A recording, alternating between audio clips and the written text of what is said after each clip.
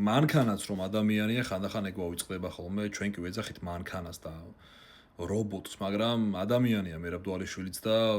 დამარცხდა სამწუხაროდ წელიწადში აპირებდა რომ 4-ჯერ დაეცვა ქამარი რაც ისტორიაში არავის არ გაუკეთებია აქამდე UFC-ში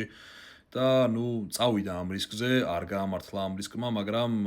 არა უშავს, სპორტია, მოგება და წაგება ძალიან ახლოა ერთმანეთთან, მართლა უბრალოდ მტკივნეული ალბათ იმიტოა უფრო მეტად ვიდრე მარცხი,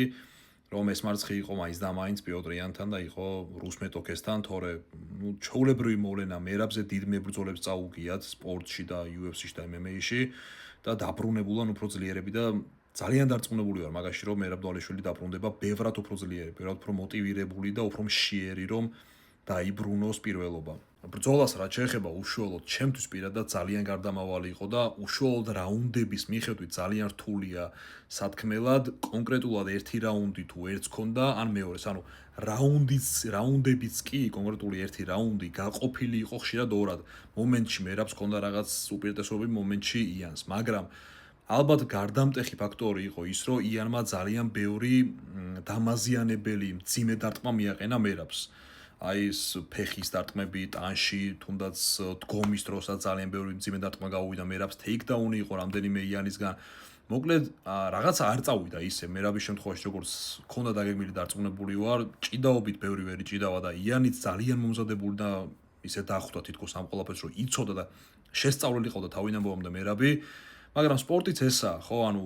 ერთი მეტოქე ხან აღემატება მეორეს, ხან ვერ აღემატება და ხანდახან რაღაცეები ისე ვერ მიდის, როგორც დაგეგმილია, როგორც ფიქრობ, რომ წაგივა, იმიტომ რომ MMA და UFC განსაკუთრებით ისეთი სპორტის სახეობაა MMA, რომ გინდა არ გინდა, რაც არ უნდა შემზადებული იყო და რაც არ უნდა წინასწარ გქონდეს რაღაცები გათვლილი, მეტოქე რაც დაგიპირისპირებს, წინასწარ ვერ გათვლი, არ იცი და ასე შემდეგ, ანუ ოქტაგონზე წყდება ხანდახან ისეთი ტაქტიკური რაღაცეები, რასაც შეიძლება ზურგს უკან შენი გუნდი თვეობით გიმზადებდა და იქ ყველაფერი აგერიოს. ასე რომ ბრძოლა ჩხუბია და ყველაფერი ხდება. მერაბიც სადღაც დაიღალა, სადღაც რაღაც აერია, რაღაც ზიანი მიიღო, რაც ვერ გადახარშა ბოლომდე და ვერ აიტანა მისმა სხეულმა და ორგანიზმმა. ასე რომ ჩვეულებრივი ამბავია, ძალიან ჩავხრით თავებს, მოკლედ მერაბ ძალიან გვიყვარხარ, ძალიან გაფასებთ და ველოდებით დაბრუნებას, ბევრად უფრო ძლიერის, ბევრად უფრო მშიერის და მოტივირებულის და დარწმუნებული ვარ, რომ რევანში იქნება.